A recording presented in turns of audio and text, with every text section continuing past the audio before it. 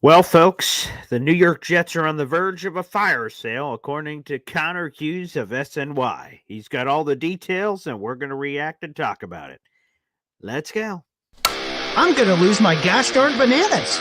Boy Green Daily starts now. Zoinks! Zooey mama.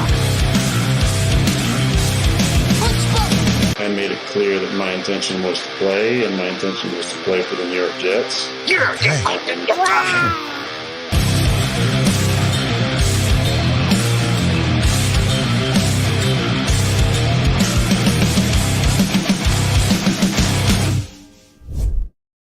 Hey, what's going on, everybody? I'm Paul Weston Jr., a.k.a. Boy Green. I'm the New York Jets digital reporter for Heavy.com. Welcome to Boy Green Daily, a daily New York Jets video show, also available wherever you get your friggin' podcast, people. Make sure as you're coming in, you like the video, hit subscribe. That helps the YouTube gods say, hey, that Boy Green Daily not too shabby, and it spreads the love all across the internet universe.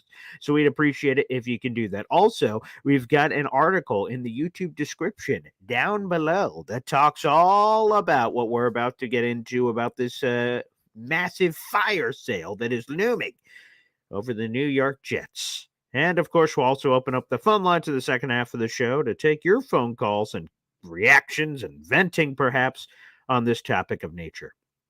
But folks, it all comes down to this. It may sound dramatic or hyperbolic, but whether or not this fire sale is going to come all comes down to Thursday night football to kick off week 9. New York Jets, Houston Texans, Halloween, spooky, and all that jazz. The Jets are 2-6. By all accounts, their season is over, to be honest with you. I claim to be the most optimistic Jets fan in the world, but boy, losers of 5 in a row, all that jazz, it just doesn't feel great because the only chance that the Jets make this miraculous turnaround and make it to the playoffs is going like 9-0, 8-1, and maybe, like 7-2 if everyone else implodes. But like you've lost all those head-to-head tiebreakers, so it's hard to even count on that as a possibility. So truly, it's 8-1 or 9-0. And again, with the team in the middle of a 5-game losing streak, it's really hard to see that being a possibility. So, anywho, as Connor Hughes said yesterday on SNY TV, he believes whether or not the Jets have this fire sale that we're going to talk about, we'll talk about all the players that could be moved and all that jazz. If the Jets win against the Houston Texans, it looks unlikely that this fire sale happens because the NFL trade deadline is Tuesday, November 5th. It's election day. The Jets, of course, kick off week 9 on Thursday Night Football. So after that game is at its conclusion, whatever the result is, the Jets will have 4.5 days to decide their immediate future. Friday, Saturday, Sunday, Monday, and then the part of Tuesday before the deadline. If the Jets win, they go from 2-6 to 3-6. And Connor Hughes says, he had the quote in here in the story. I have it here. If the Jets win, 1 second here. Here it is. Quote, there would be absolutely no point in the Jets holding on to these players, which we'll talk about in a second, at 2-7. 3-6? Maybe you're starting to think, all right, we could beat the Arizona Cardinals next week. I get that. At 3-6, I believe they can still believe. But if they're 2-7, which would, by the way, quick detour in the middle of his quote, that would be the record if they lost. That is officially the end, according to Hughes. Anyone who is on an expiring contract and anyone you do not believe is going to be on the Jets in 2025 and beyond, trade them for whatever you can get. And then now let's get into the players. So it all comes down to Thursday Night Football. No, not for the playoff reasons or any of that, but the reason being, are the Jets going to be sellers or not sellers? That's probably the best way to put it because Connor Hughes doesn't believe they'll be buyers if all of a sudden they're 3-6. There's not much more to buy. But sellers could very much be on the table. And if they're sellers, here are the names that are floating out there, according to Connor Hughes. Here's his quote.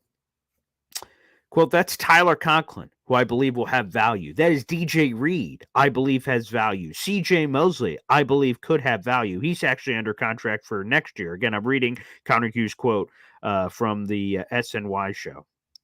The other player to keep an eye out for is Tyrod Taylor, who I believe could also have value. There are so many teams out there who could be looking for a veteran. I don't think Aaron Rodgers is dealt. I don't think Aaron Rodgers can be dealt. I don't think anyone would want Aaron Rodgers at this point, but Tyrod Taylor is someone who has played in so many different offenses, a reliable veteran. He knows what he is doing. And he also added this at the end of a different quote. For some of those players, like DJ Reed, I could see you getting something like a third-round pick.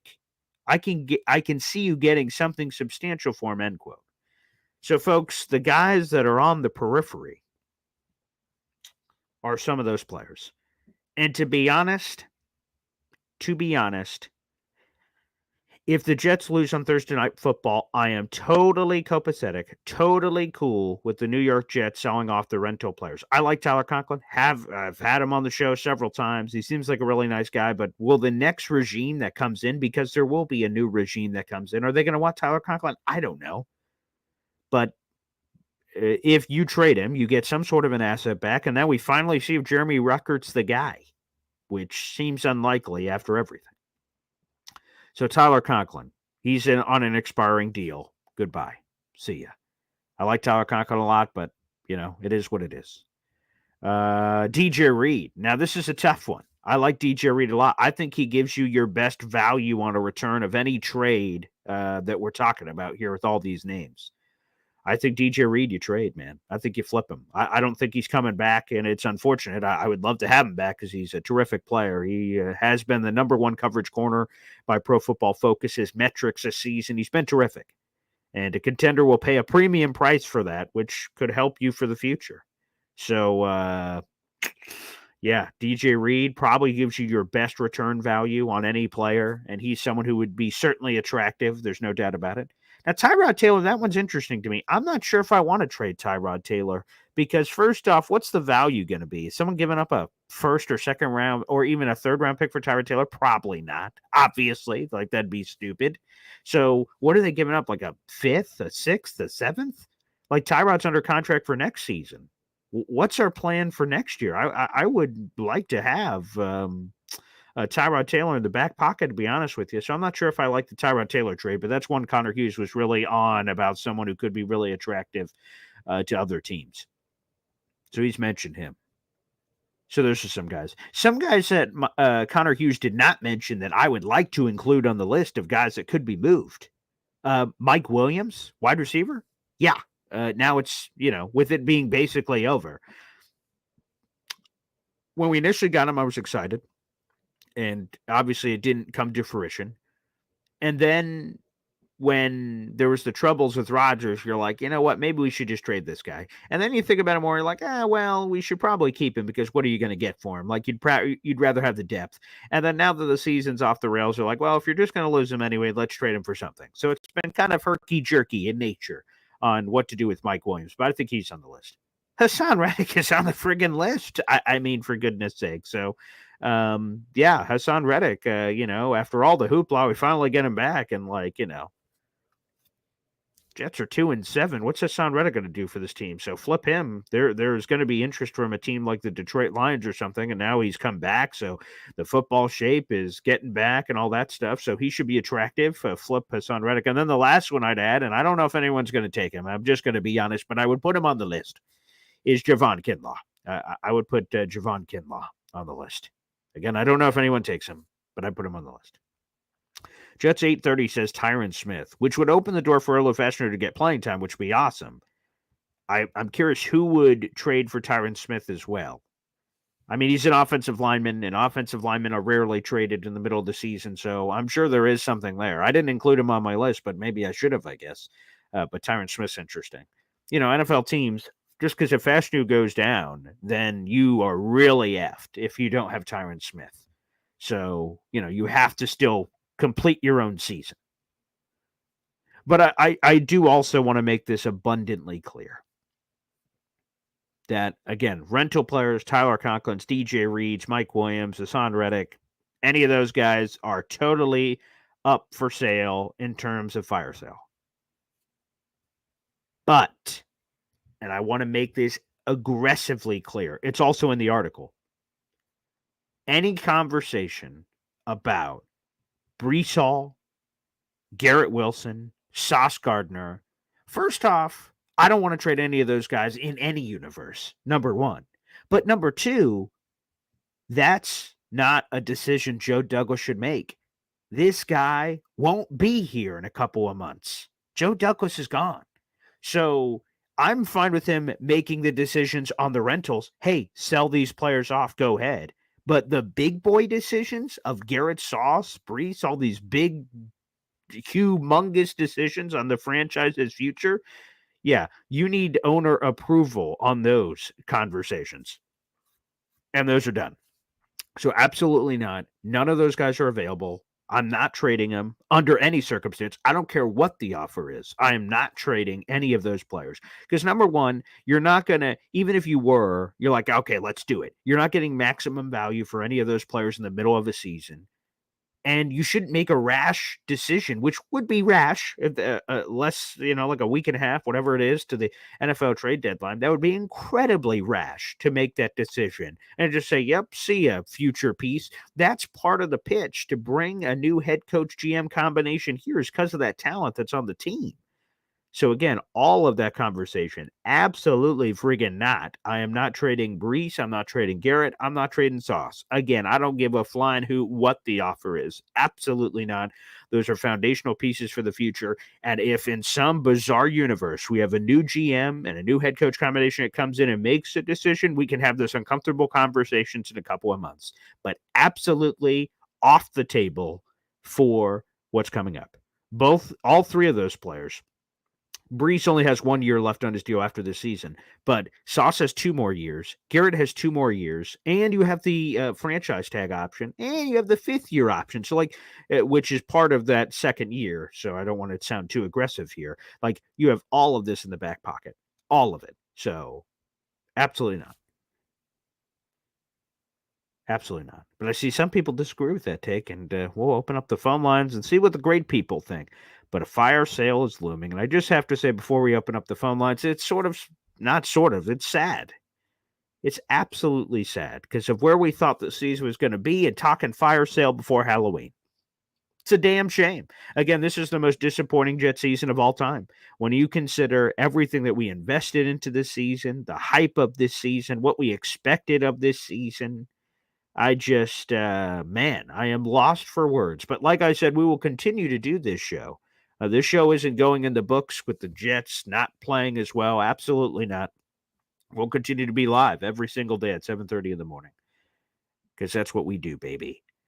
By the way, let's flip the emoji. So there was a change. We will get to Alan because Alan, everyone wants to get Alan an emoji.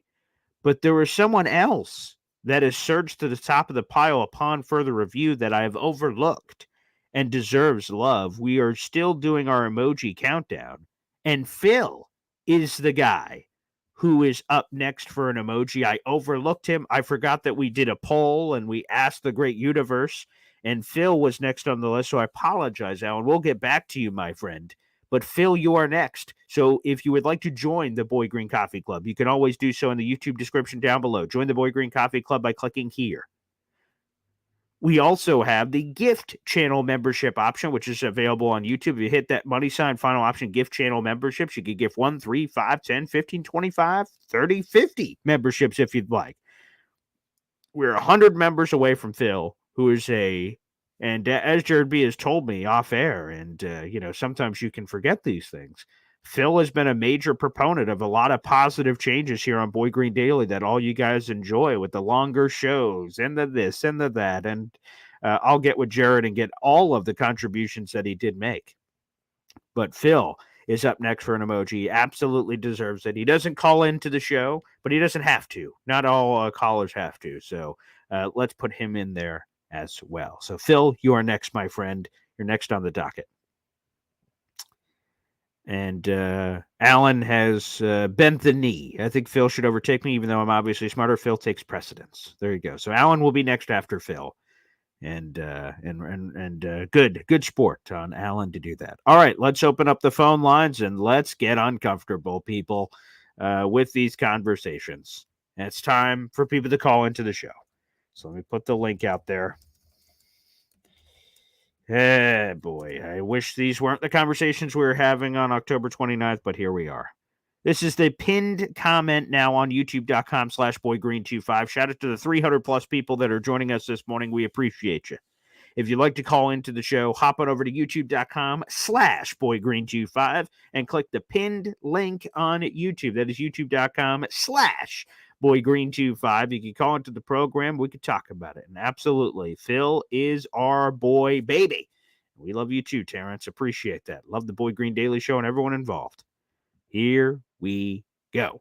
All right, let's go to the phone lines. NY Jets FL, who got his own emoji yesterday here on the program. What's up, Superman? Yes, sir. Trying to get myself going today. All interesting topic. Let me Sure. say this. Yeah. Say this. My number one trade piece is Sauce Gardner, and I said it the other week. The guy hasn't had a pick in 32 games. That's correct. Yes. Okay. You're not going to say no one. I don't know. I wouldn't even think about signing him long term. Okay. All right. Maybe okay. So you're gonna try to fix Sauce Gardner. The next guy coming in. That's right. Yep. Mm-hmm. Okay. I would just, I don't know. I would think about if I can get a 1, like Allen put a 1 and a 3 for the Lions. I'd really think about trading him. He doesn't tackle. He doesn't tackle and doesn't turn. I mean, he doesn't get any turnovers. I understand the theory where you want to have talent for your next GM. Yeah. But like I said in a call a week ago, I would trade. I would think about keeping Garrett now, but my call a week ago was trading Sauce for a 1, Garrett for a 1, for the new GM to rebuild the offensive line where we need 3 new starting linemen, plus the defensive line where we have UDAs, all over the place. We definitely may need another linebacker. Ashton Davis is, you got to replace the safeties. I don't know, Paul. I understand that theory where you're advocating where you want to have pieces. Yeah. But I don't think Sauce is the right piece to keep. Let's just say that. And I would say Breece Hall. Sorry, one more thing. No, yep. Breece Hall is gone. Breece Hall is gone. That's the second piece I would trade, because a guy who goes down on first contact who cannot break a tackle, he's great in open space. If you have a car lane to run through, that's the first guy I would pay. But you don't have car lanes to run through in the NFL, Paul. You don't have it. First off, I just want to tell Dakota, because Dakota is challenging it, is 1,000% 32 straight games. It's not 34, 35. It's 32 straight games. That's an active streak, by the way. I wish I didn't know that information off the top of my head, but unfortunately I do. It is absolutely 32 straight games heading into Thursday Night Football, Dakota. So we will see if he can flip that here in the near future. But it is 32. So let's play devil's advocate on Sauce first. Okay, so 32. That's the number. But, do we think we're overreacting? While the 32 is, obviously, we're not overreacting to that. But, this is, what are we, 2-6? So, this is a 8-game sample size that we're reacting to. His first 2 years, he was a first-team All-Pro for the first time in the modern era of football that a person has started their NFL career in that way at the cornerback position since 1970. Don't you think that we're a little bit in our feels here? He doesn't have a pick, and now we're looking around. And again, he's had a bad season. I'm not trying to defend Sauce from that perspective, but the career has been better than the 8. It's not like this is his second. Like, he had 1 really good year and then 2 bad years. Like you said, he had 2 great years and then this awful year. So isn't that worth a mention of some sort? It does, but not when you need 3 offensive linemen. Paul, we have horrendous offensive line play. You cannot have a team without running the ball or stopping the run. Okay? You got to build from the ground out. What's the sense of having Sauce if we have no offensive line or defensive line to do anything with? You know what I mean? You got to start. I think you got to start over from scratch, almost from scratch, tear everything down. Let the new GM build and coach build a team how they envision it. You know what I mean? That's the way I would look at it. But there's no guarantee that you flip. Like it's almost like the Jamal Adams conversation, except the Jets like won, quote unquote, right? They said, we got this thing at safety. Other people want this thing at safety. We're gonna push this into the casino. We're going to get back 2 first round picks and change. And we're going to go, okay, let's reinvest those premium resources at different positions. Garrett Wilson, he's been really terrific. I really like Garrett Wilson. And then you go AVT, who's just been hurt all the time, unfortunately. But when he's been on the field, it's been this. So that was the chance. And by the way, if the Jets got 2 first round picks for Jamal Adams, and I know that went horribly for Seattle, I think Sauce would be. I mean, let me double check. I think Sauce is 23, but I want to make sure I have the age right for Sauce. He is 24, excuse me. So he's 24 throughout the rest of the season. He'll turn 25 right before the start of next season. Like, I think someone would give, and he would have 2 cheap years of control depending on whatever another team did with his contract. I think Sauce Gardner would get like borderline 2 first round picks if you traded him, despite this awful year that he had if you flipped him. Which, again, if someone's willing to pay that price, it has to make you think twice to go, whoa, what are we doing here? Because, like, Sauce's cornerback is really important. Offensive line's important, but cornerback's important too. And if you just flip Sauce, there's no guarantee that any random offensive lineman you get is going to be as good as Sauce. Maybe he won't be. Maybe it's a bust. Maybe it's a Calvin Pryor again, Dwayne Robertson, a Darren Lee, God knows what. Like that. That's certainly possible. But you hit the Sauce pick. Maybe not to the maximum value as we're seeing so far this season, but like he's been a really good player. Yes, but not elite. Not elite. You know what I mean? I'm willing to take. I've seen enough of Sauce. If he goes to another team and becomes great, then that's the risk I'm going to take. We don't have a quarterback. We don't have we need 3 offensive linemen. You cannot run any semblance. We've seen it this year. You cannot run any semblance of a team without a good offensive line.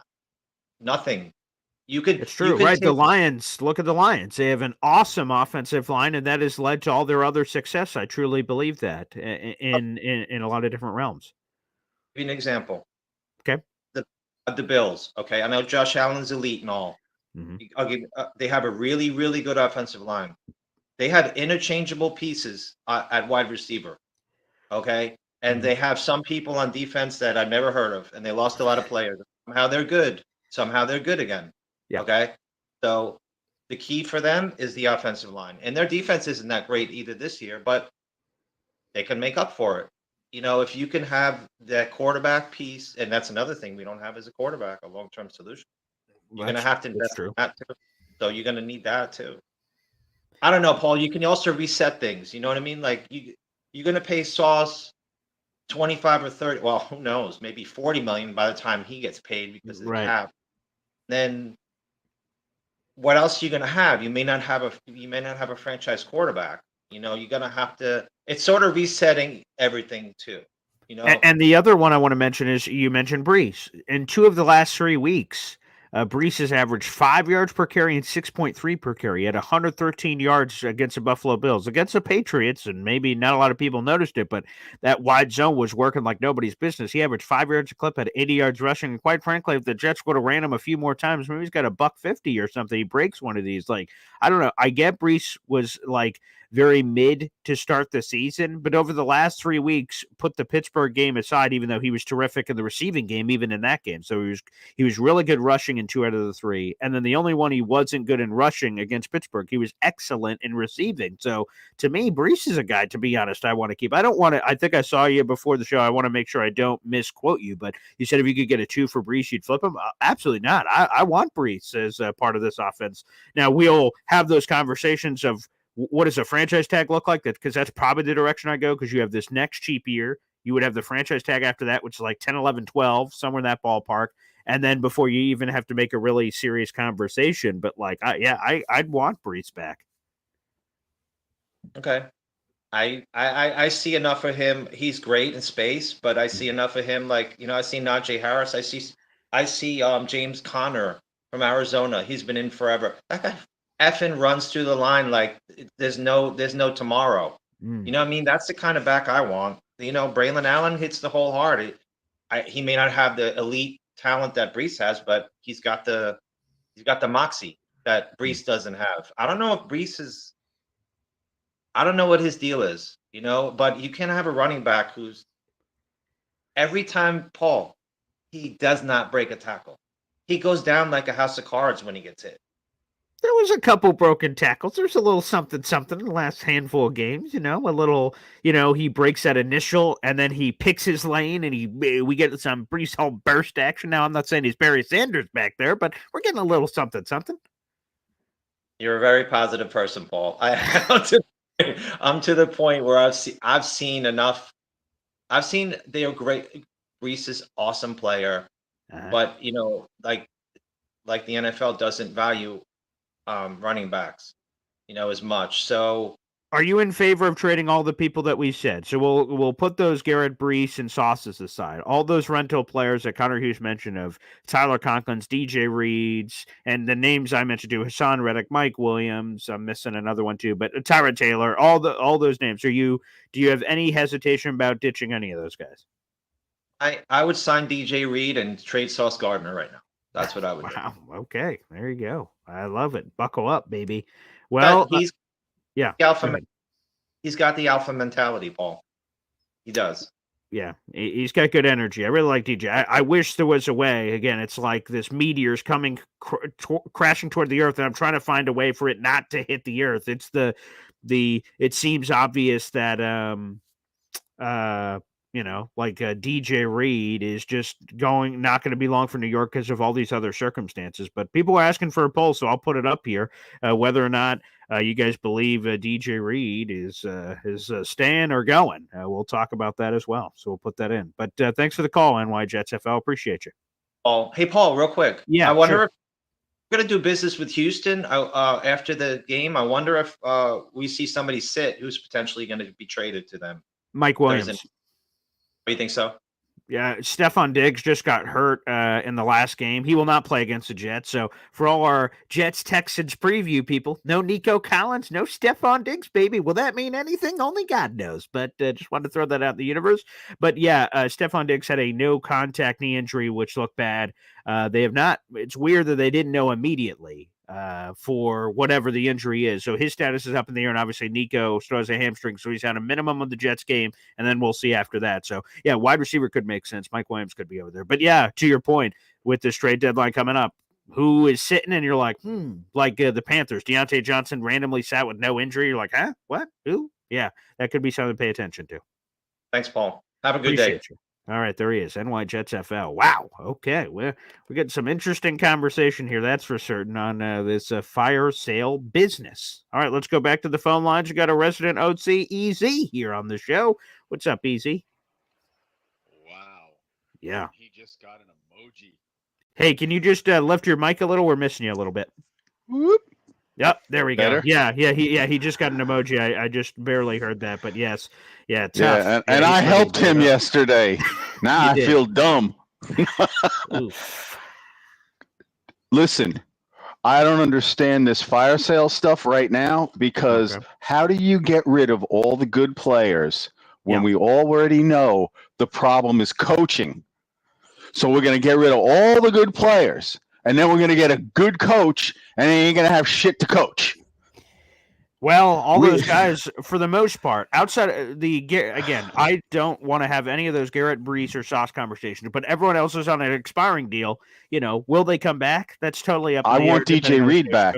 I do too. Yeah, I'm about to put it up. Would you trade or re-sign DJ Reed?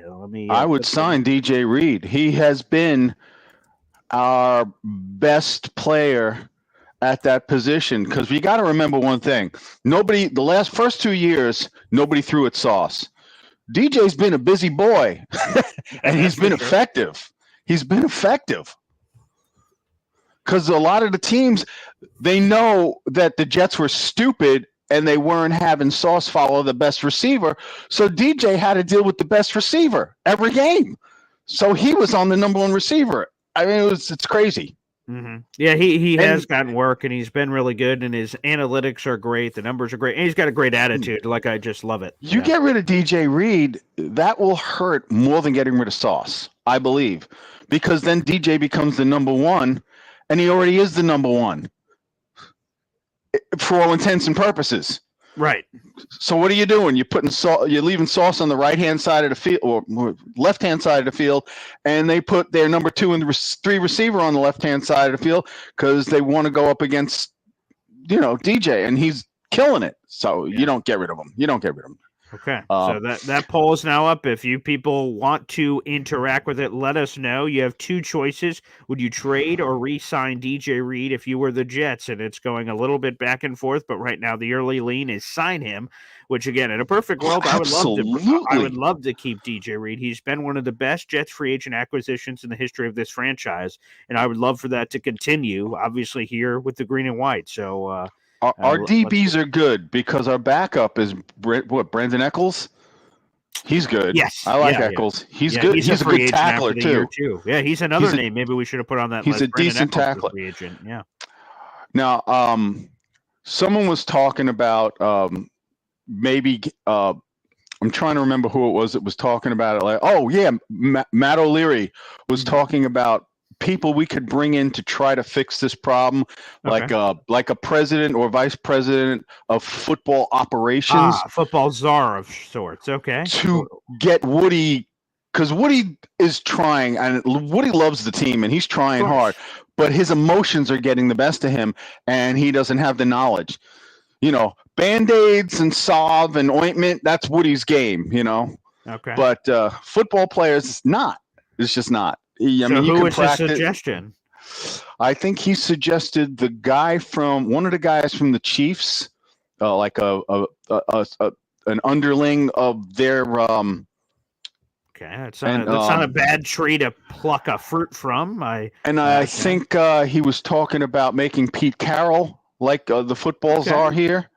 Because he's got Jets history. He was a great defensive coordinator, and Super Bowl champion in Seattle. Yeah, okay. He was here for 1 year as head coach, and the reason he got fired after I think like a 5-11 season or something like that. Yeah, right. Was because this is when he first started, though. I mean, 5-11, and the reason he was fired by Leon Hess was because Rich Kotite was dating Leon Hess's daughter, so he brought him in.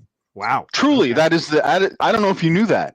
I did not. Wow, that is. So they got rid of Pete Carroll, and you know what Kotite did. He sucked his first year, and he had 1 win his second. So.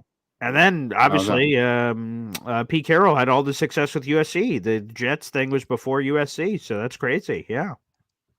Wow. So, but we need a football czar. Okay, I'm all for that. The last caller was talking about O-line. Yes. We do. I believe that, but I am not a draft Nick. I do not like drafts. Okay. I would rather get third-year players who have already proven that they can play.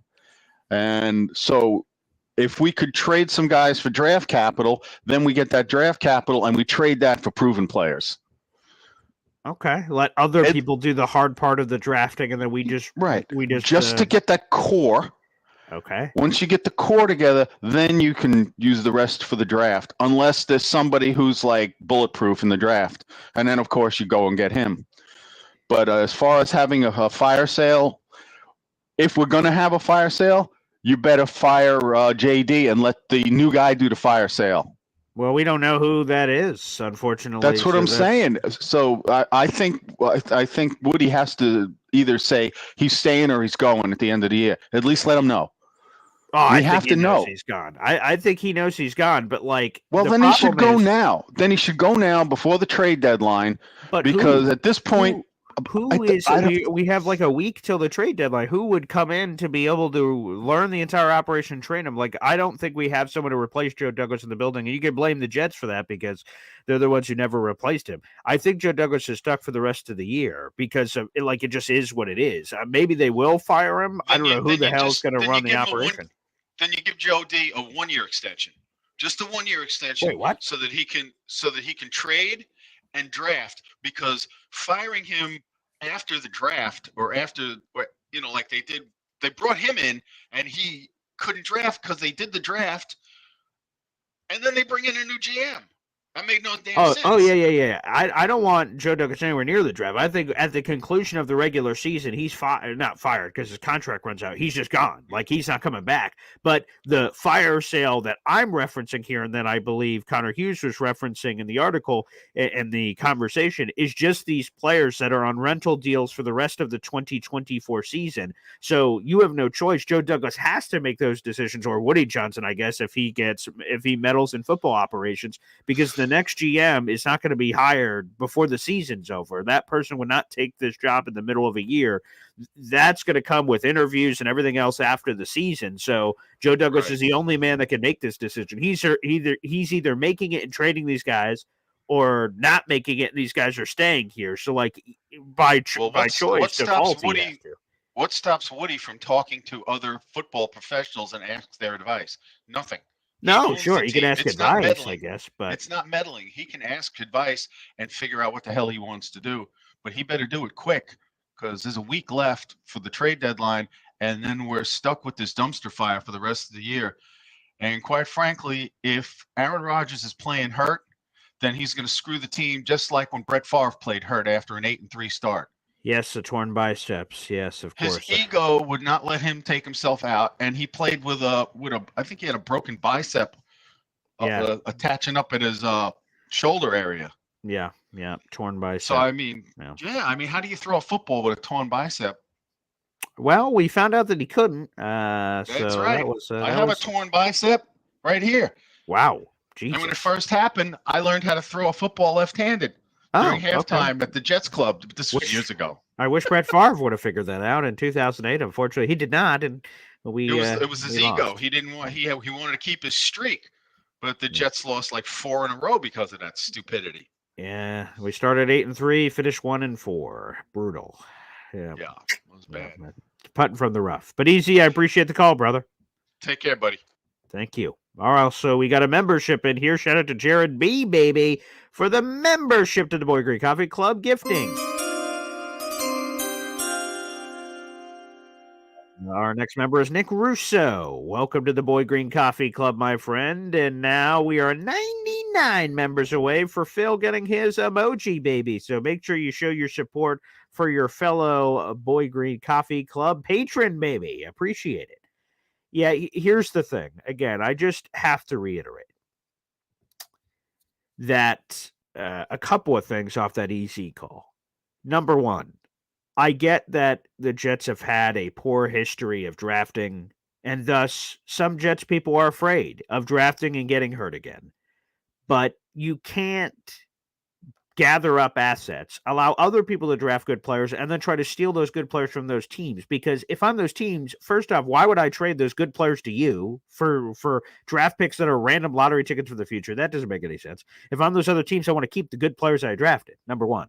And number two, even if those teams said, sure, we'll trade you these guys, if you're waiting till year 3, as EC suggests, if they are a non-first round pick, they only have 1 year on their rookie contracts left. Non-first round picks get 4-year standard contracts. Any draft pick from round 2 through round 7. If you're a first round pick, you have the 5th year option. So if you're the Jets, you're accelerating the timeline of paying, not only giving up draft picks, but then paying the players, because if they're good, they're going to want to get paid. And then after the 3rd year is when you could start to get paid. So, like, I don't know. To me, I don't think that's a sustainable model to build a team. So I think from that perspective, I disagree. It's more difficult to draft your own and develop them, but you have to do that to be successful in the National Football League. So put that one in a pocket. Boop. Let's talk about another one real quick. Joe Douglas is going to make these decisions, or Woody Johnson.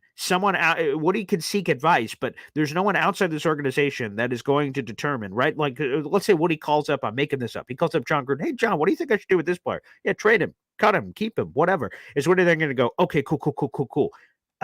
I'll call you back. Boop. And then just go over to Joe and say, hey, do this like that.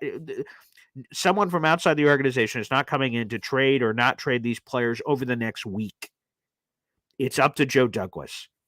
or Woody. One of those two. It's an inside the building thing. Someone outside the building is not going to be making these decisions next week.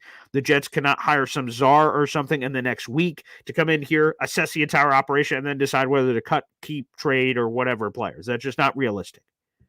So Joe Douglas will have the power of deciding whether the rental players, again, he should not decide the future of Sauce, Brees, Garrett, or any of those guys. Absolutely not, because he's not going to be here at the end of the year, but they don't have anyone to viably replace him in the middle of the season.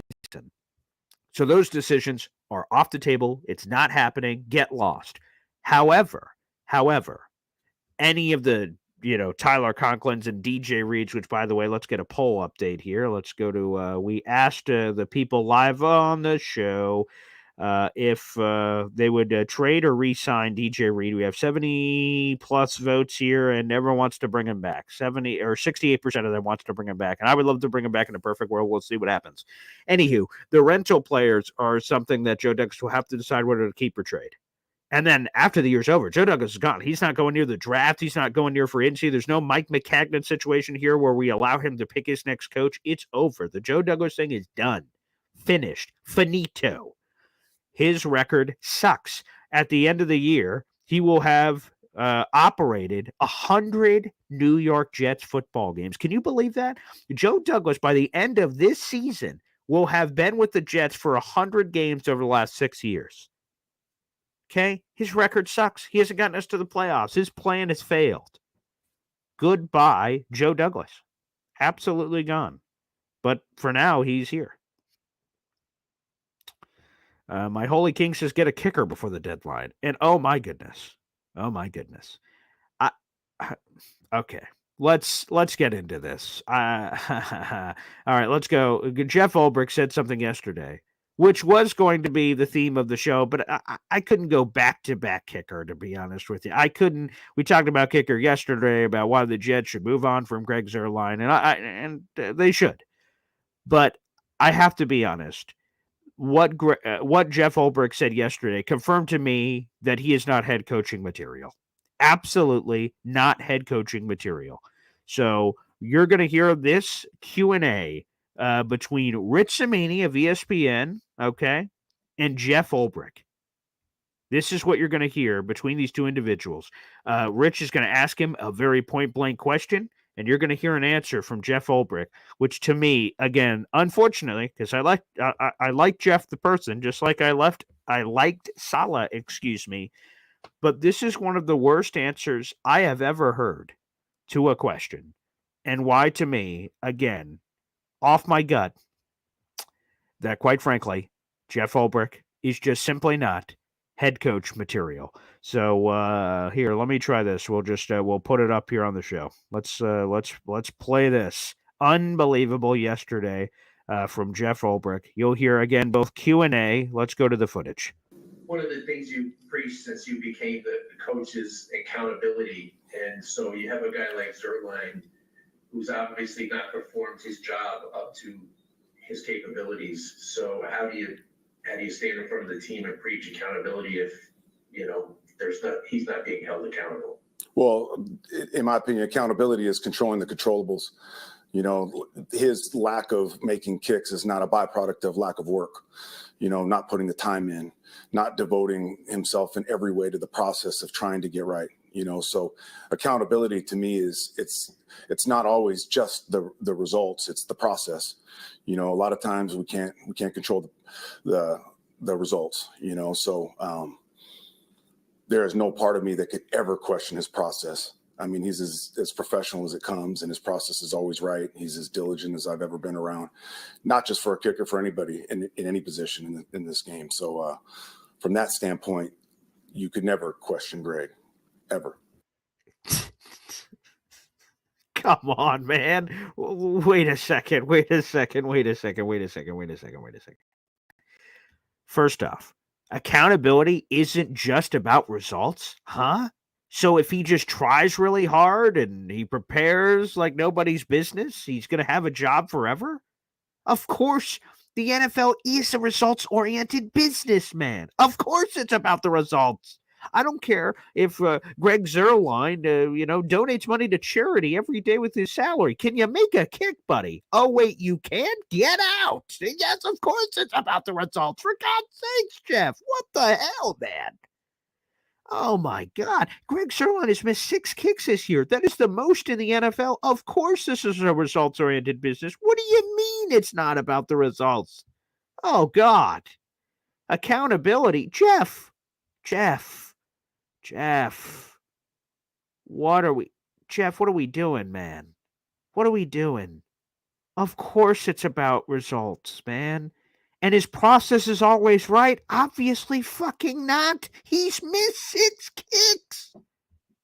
His process is not right. I'm questioning his process because he is not getting the job done. For God's sakes, number one Austrian Jets fan jumping in here in the middle of my rant of disbelief.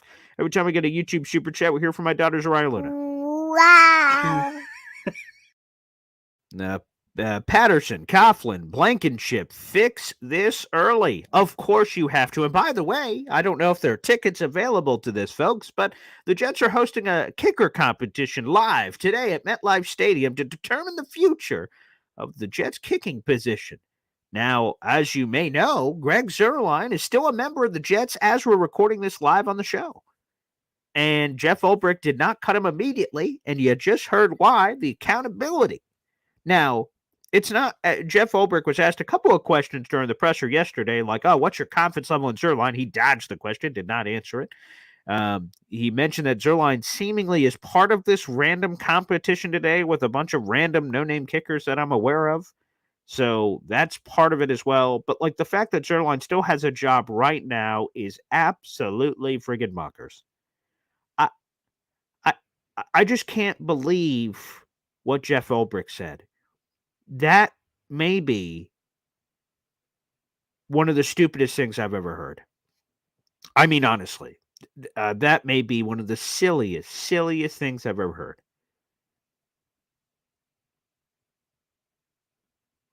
Yo Holmes, by the way, I throw up this comment. New GM will handpick new coaches, draft new quarterback, fill out a fourth of the roster while building around the young core. Great opportunity. I think so too. All these people that are saying, the Jets aren't going to be able to get anybody. I disagree, man. I think this Jets team, when you put all of it together on the pitch, I think absolutely will be attractive. But I mean, just real quick. The Meadowlands Swamp Thing gives us a Scooby-Doo reference here with his member shout out. Wow. Aha, we've caught you. You removed the Ulbrich mask. Wait a second, Robert Saleh? What the hell? Yep, apparently so. I'm just in disbelief. I'm in disbelief. I'll probably yell about this more before the show's over, but let's get back to the phone lines. Johnny Boy's here on the show. What's up, Johnny? Yo, bro. Yeah, exactly, man. That's crazy to me that he has the balls to go up there, right? First and foremost, he goes up there and says the week before, we've had a great practice. This probably the best practice we've ever had as an organization, right? So I'm like, so Salah, right? And then he goes ahead and talks about accountability and the fact that, like, but he does the stuff in practice really well. Again, bro, like, nah, dude, get up there and say this team sucks. We suck. And we're not finishing the game. We cannot play 4 quarters complete within one game. It sucks. All right. And it happens. We'll look good, right? The offense will look somewhat all right for a couple of quarters. Then they just shit the bed. The defense will look good, and then they crap the bed. Bro, it's literally us expecting this team to just shit their pants and change their shirts and put some cologne on it to try to go ahead and mask it. It's bad. And then my thing is this, right? With the whole trade scenario stuff and everything. Sure. Yeah. Right? Okay. Mm-hmm. Okay. We're in such a crap position right now. Yeah. Because honestly, man, look, we were all begging for Aaron Rodgers to come over here. We were all begging for Devontae Adams to come over here. We were begging for every single thing, and it was done. Then now, right, we get it. We put all the chips in, expecting, dude, this hurt us for the next couple of years if we don't win a chip. Yeah. So tear it down, bring another, who is going to be the GM? I mean, you saw the list of GMs that we had out there. They're not good. Yeah, I'm gonna have to go back through the list and comb through it because I have to. The NFL Stock Exchange. A shout out to Connor Rogers and Trevor. They just did a 90-minute episode, so I'll try to break it up in my trip to the radio station and back. So by the time we do the Woody show, I know everything they said. But they talked about GM candidates and head coaching candidates and draft stuff, and they do a really good job. So they fixed the New York Jets. I'm looking forward to hearing that because like GM stuff is hard. Because we don't really know a lot of the good like Joe Douglas. I didn't, if I'm being honest, I'm a football guy, but I had no idea who the hell Joe Douglas was prior to all of a sudden we started learning more about him, and then I dug in on him. Like I don't know about it outside of Will Clay in Dallas, who I know is awesome. Outside of him, I really don't know how awesome a lot of other people are, or their credentials, or things of that nature. So it's hard to look through the GM stuff. It's easier for the head coach stuff because, like, you see what they've done, like in whatever role of offense coordinator, defense coordinator, this guy, retread, whatever. Like their credentials are very clear. It's unclear who's responsible for, like Joe Douglas, right? He's like the second or third guy in Philadelphia. So we're like, hey, the draft was this or this, so we kind of feel this way about Joe. It's hard to assign credit for who is really responsible for what. So the GM stuff is a little bit more difficult. But yeah, I want to look at some more names. Yeah, I mean, what GM's going to want to come over here and have to deal with what he's seen with Woody Johnson? That's the other question that needs to be talked in regards to. Now, look, I heard the stuff what Ted said, and I heard the stuff what Easy was saying and all that. Yeah. I understand the logic when it comes to what Ted is talking about. I get it, but for myself, man, look, I think the two untouchables, to be honest with you, it's Garrett Wilson, right? Because, I mean, you just don't find wide receivers like Definitely that. not. No. And then edge rushers, because we haven't been talking about JJ. Now I know JJ's hurt. Yeah, correct. Yeah. Right, and we don't know what's he gonna be, but he's working out, trying to get himself back. And that's a player, that's a locker room dude that we're missing badly right now. For sure. He's untouchable, but you're right. Because of the Achilles, I didn't even mention him, but because, like, I thought, people wouldn't even think about sniffing around there. But yeah, obviously, Jermaine's, to me, all the entire 2022 youngsters, to me, are untouchable in October.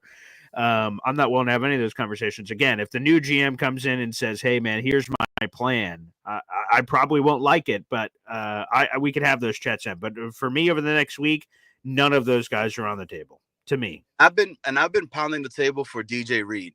Okay, like DJ Reed is another leader that we have there, and it's one of those silence leaders that we've had in the locker room and all that. Now, I also believe that there's some beef between the offense and the defense that's not being talked about. Again, there's so much crap in the locker room that we have no idea that's going on behind closed doors, right? That makes it dysfunctional for this damn team to succeed and all that. I'm not cool with the whole look. I get what A-Rod is doing and all that, but don't be like, we got to score 30 points and all that when you kind of been a little bit suspect as well and everything. I get it. You're playing injured, you're playing hurt and all that. But again, we were told we were a quarterback away. Then we were told we were a wide receiver away. Now we're being told that we're just a kicker away. You know what I'm saying? Like, it just keeps getting moved. It keeps getting moved. It keeps getting moved. And nobody's just saying, we suck.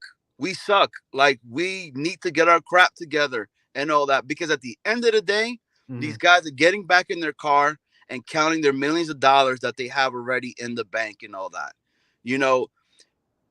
We care a lot for this damn team more than I like those players right now that are on that team care for the Jets. They care more about the damn, their name on the back of the jersey instead of what's on the front of it itself. And I think there are some bad apples that are there that need to get rid of. Look, Clemens needs to be gone as no doubt.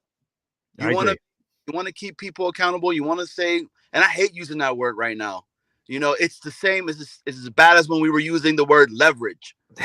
Remember, we got the leverage on this. We got the leverage on that. We got the leverage. No, dude, it's bad. We're in such a crap situation right now. And you know what's going to be nuts? Watch. Go against Houston. They already got Stephon Diggs out. They already got Nico Collins out. Correct. Right? Like, watch me win this game, Yeah. and we're back. Whoa, we're this and all that. Nah, man. This team's got to prove it. They got to keep going. Show some fire, man. Where they don't let up if you got the damn lead and all that. We were told elite defense. We're gonna have a lead. We're gonna see something that's gonna happen and everything. Again, I'm not on the whole, just not yet at least, of trading all of these assets that we have, because Yes. if we go back and really look at all the players that we've drafted before, we've never had something like this. And Correct. now, Right. also me not trying to give JD like a pass or anything like that at all and all that, because he's also crapped the bed as well, right? But Mm-hmm. my whole thing is this: Mm-hmm. who is gonna want to come over here with all this crazy crap that we're dealing with within the organization itself? Who's gonna want to deal with Aaron Rodgers? Because I tell you right now, Aaron Rodgers is coming back next year. He's not gonna go out like this. And And I then want him back, to be honest. I know this is going to be an unpopular take. I want Aaron Rodgers back. I'm on the same boat. I'm on the same. Oh, okay. All right. Yeah, I'm on the same boat, man. I don't. I think we have the quarterback, and everybody keeps forgetting about Jordan Travis that we got there. That's true. We don't know what we have with him Of and all. course not. Right. What I Yeah. know, right? He was in the runs for talking about Heisman, right? Before injury, right? He was Mhm. being a guy that was going to be really good in the NFL, supposedly. The whole quarterback, it's a crapshoot, man. You don't know what you have, right? Until you actually put them on the field and let the product run within itself. And then the other thing with the Mhm. line, don't we have Olu, right? We for left tackle, so that Yep. takes care of that. Tyron Smith, he signed with us for 2 years, No, just right? one. Just one. No, not Yes. Tyron. John Simpson. John Right. Simpson. Yeah, John We Simpson. do. And by the way, no one's talking about this because, like, why would we? We're 2-6. John Simpson's been really, really good. Like, his numbers are great. So when we're talking about this offensive line being so destroyed, is it? You have Olu at left tackle. You have Johnson at left guard. You have Joe Timmon, who looks really good. We have ABT at least for next year, but again, the injuries. And then Morgan Fine, he's gone. I don't think the offensive line is as dire as people are saying, and I think that's what you're hinting, Johnny Boy. Exactly what I'm trying to say. We're a coach away, and I hate saying that right now, right? We need coaching, bro. We need a Yeah. coach to come in here, put the product on the damn plate, and make sure everybody's gonna eat. Because right now we're not doing it. We're not moving the chains the way we're supposed to. We're supposed to be blowing out people, right, Yes. bro? I said my dumbass went ahead and said 14-3 like an idiot. Ooh. Ooh. Hey, BG. Well, look, I know you got other people, man. I Yeah. want to up here real quick. First and foremost, bro, keep killing it with the content, man. We appreciate you. All the fans that are out there, man, just keep supporting, keep coming out, man. I know this is a tough season. For sure. Know that it's gonna be hard and stuff like that. But look, man, Boy Green and all the other content creators that are out there, they do this stuff because they love it, and he's here every single day, 7:30 a.m. Look, he's about to have a kid, and Yeah, don't that's true. surprise if he brings his stuff inside and all you're hearing is the beeping sound in the back and everything. All right. So, hey, I appreciate you, man, but this team is a big, giant question mark. I think the Jets need to have as their new logo is JETS question mark. That's Appreciate true with everything that's going on. I appreciate you, Johnny. And I will say this. Right now, a lot of people have said, Paul, obviously Jeff Ulbrich ain't going to be the head coach. Who do you want the head coach to be? But here's my current plan. Although today, folks, stay tuned. 3 o'clock, Boy Green meets Woody. Me and Woody will talk about our top head coaching candidates. It is what it is. We will talk about that. But before we get there, Average Joe said this on YouTube, and I agree. If it was up to me, there's a gun to my head right now. Paul, what's your number one plan? I am selling my soul for Ben Johnson to be the head coach of the Jets. I'm giving him a bag of money. I'm giving him the power. I'm giving him the whole shish kebab. I'm drafting a quarterback with the first round, wherever they pick. Right now, they're at the 4th overall pick. Draft whoever that is. I don't even know who that is. We need to have our draft people on. And Aaron Rodgers comes back and he plays out this year because he doesn't want to go out like that. And that's the plan. I'm honest with you, Average Joe. You posted this. I'm like, yeah, that's kind of what my brain's been telling me. Let's go for Ben Johnson. Some people have said that's unrealistic. Let's see what happens. People thought it was unrealistic the Jets should even be in on Saleh. If you remember that, go back to that offseason. He was the hot name, and people said, why would he go to the Jets? The Jets suck. Saleh could go wherever he wants. And they got him. So anything's possible. But I'd go for Ben Johnson.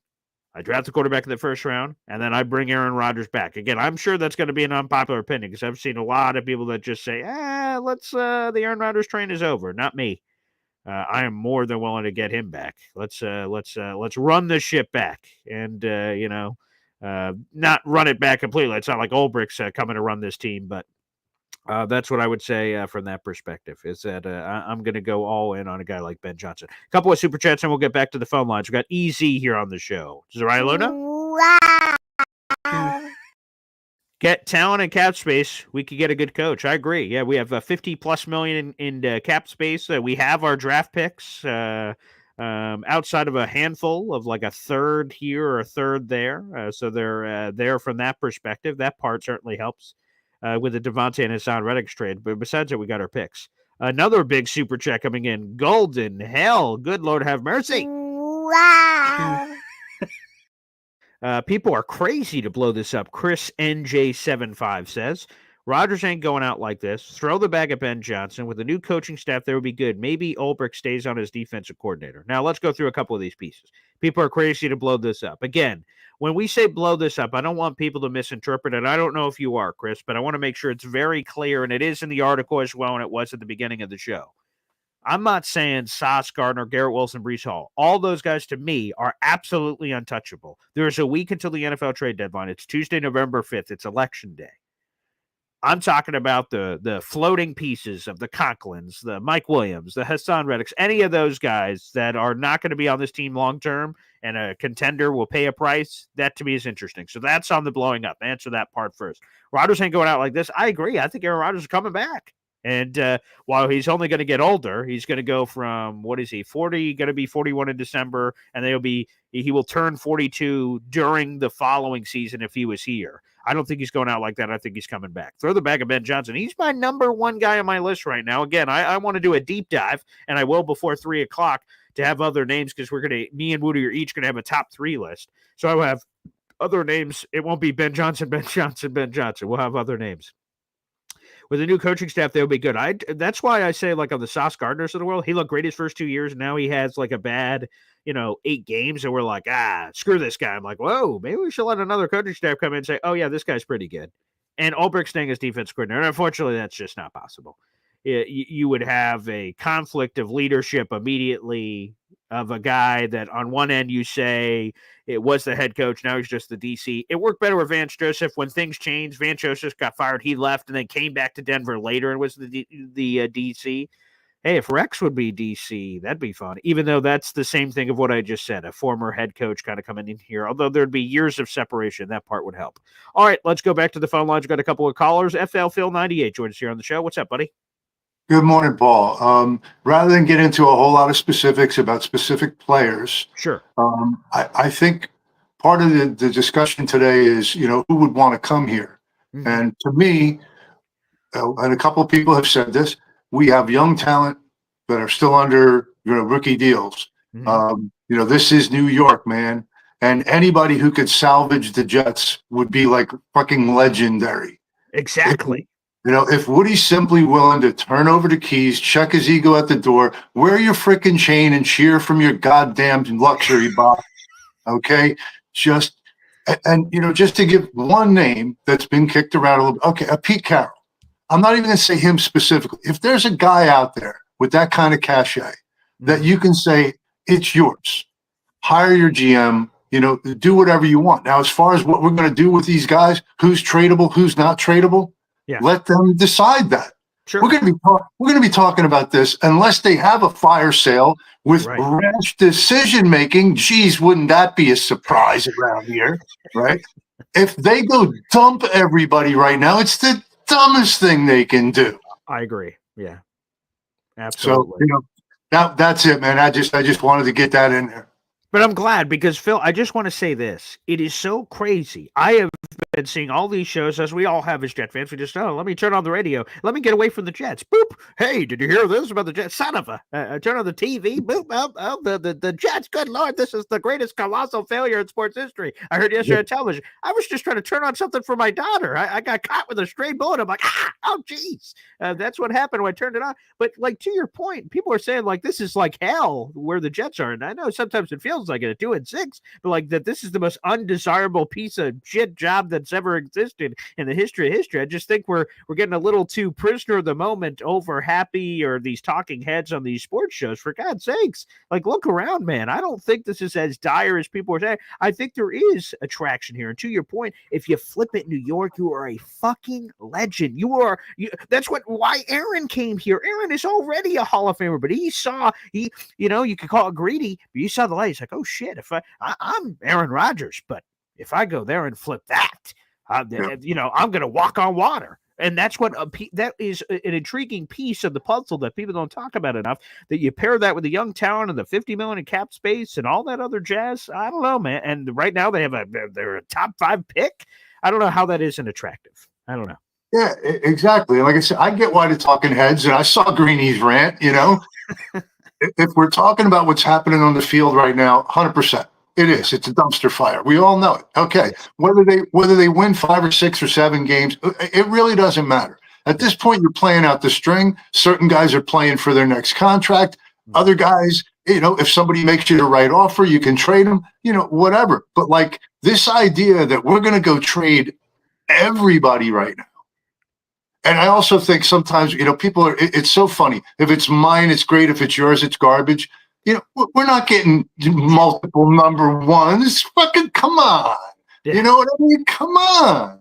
Yeah. So, at this point, it's you play out the string. You try and get, whether it's Ben Johnson would be great. Okay. Oh, sure. Yeah. But I think what you really need to focus on, in my opinion, is a true general manager, football czar kind of guy. Mm-hmm. I don't even want to try and venture names. There's probably people out there I'm not thinking of. Right. Even guys who failed, that might want another shot at it. And I'm not talking about a guy like Rex Ryan. I think Rex could be a great coach, but I don't see him as like a football czar kind of guy. Right. Yeah. I just think there's a real opportunity with the 3 or 4 absolute studs that we have, and then other guys like Johnny, JJ, and Quincy Williams. And, right.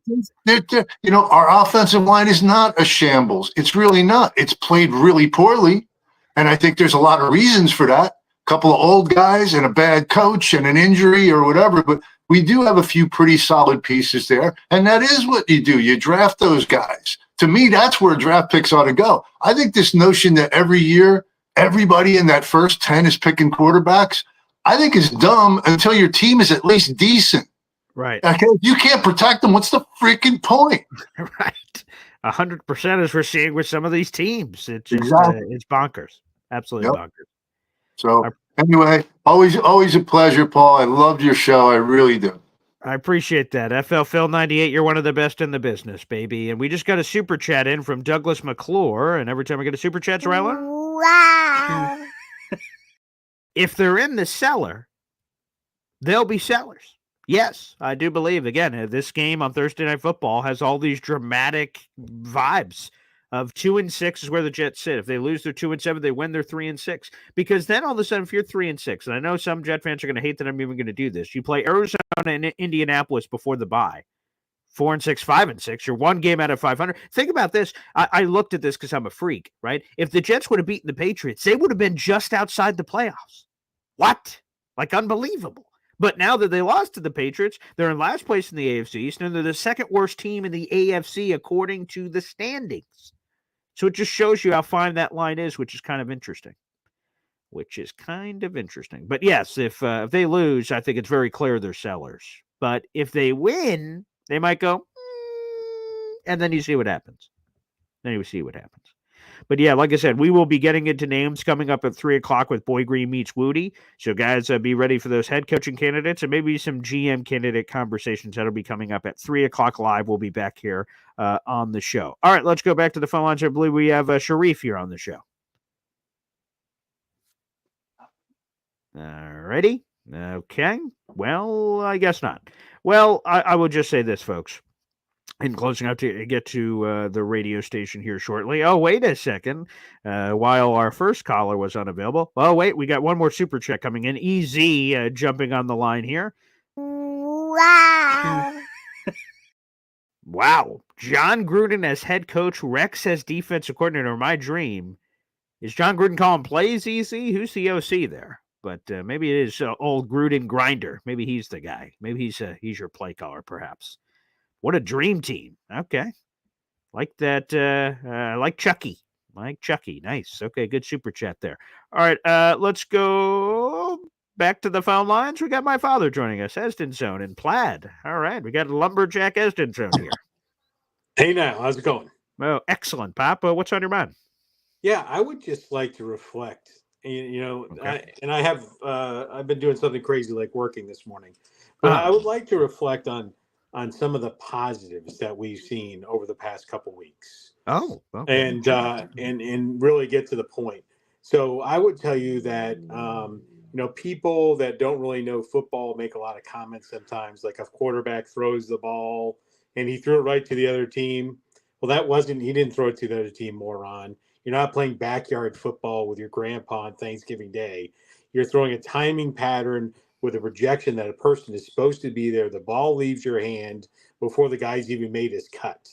Right. Hmm. So like Neil O'Donnell is chastised for Super Bowl 30's performance and Larry Brown was given the MVP. That just shows you how dumb people are.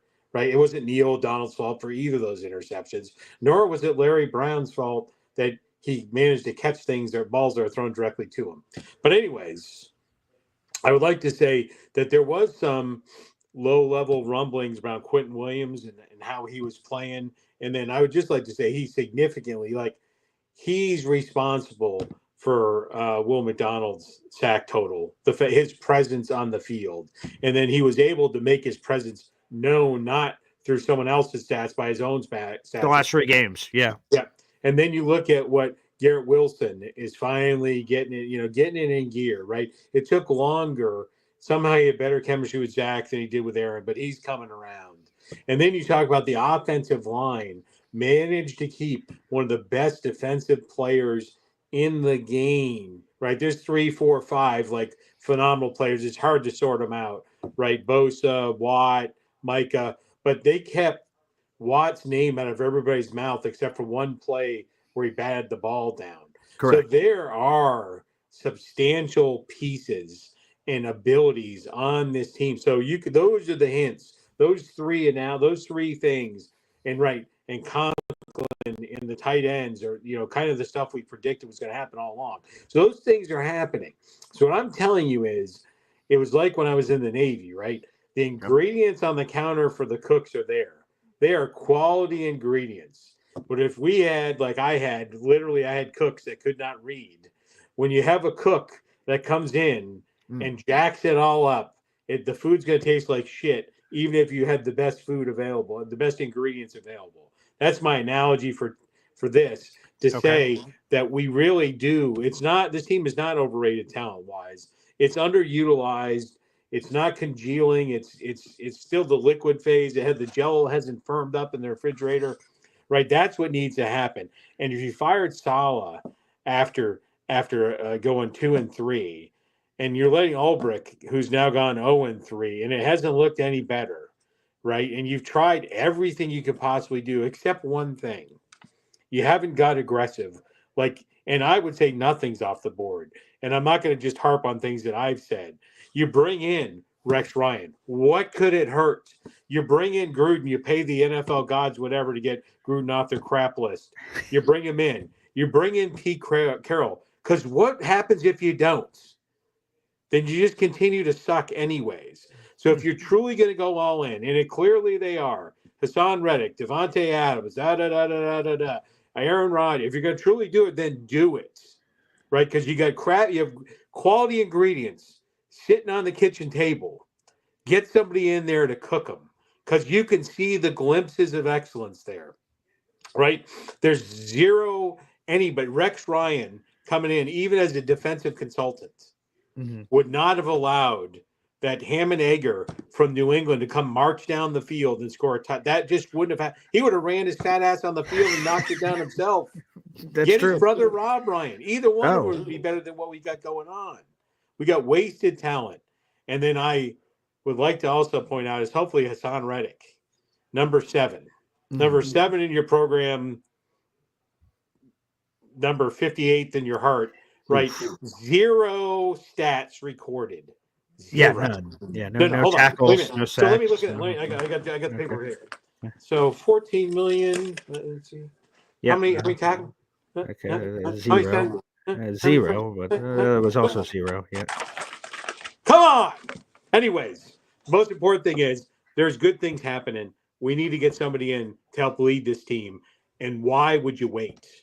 And just to the front end of your conversation where you talked about, that you wouldn't let Joe Douglas trade away some of the young talent that the Jets have. I agree with that. You know what? If you're going to get rid of him, get rid of him. Why would you wait? Blow it up, truly go all in. Yeah, 2 things here. First off, Nate apparently really appreciated you saying, I'm going to be positive this morning, and people who don't know football are morons. That was a great start to that rant, so he was laughing, crying, appreciating that, which we can only respect. But no, on the Joe Douglas thing, his 2 understudies, which would have been the perfect interim replacements in that ballpark, Chad Alexander, his assistant general manager, took a better job with the Chargers, where he was a little higher up on the totem pole, so to speak. And then his other number 2, number 3 in that weird triangle of power, he got fired. So he was gone. And they never replaced him. There was words that the Jets tried to save money there by not having to replace those executive positions and just allow Joe Douglas to figure it out on his own with a thinner staff. So long story short, that's the other reason I would say you haven't fired Joe Douglas already is that you look at that executive staff, unless you just give it to Phil Savage, who's an older guy. He's part of the leadership council in the general manager room. He's a former GM, so I guess you could just toss the keys over to him, I guess, the rest of the season. But outside of him, there's not really any other name that could take over mid-season, unless you brought in, to your point, one of those czar-like people. But in terms of the immediate, with the trade deadline less than a week away, that's what I would say is why they haven't fired him already is Phil Savage is probably the only other guy on that staff I could think of off the top of my head that could fill the job.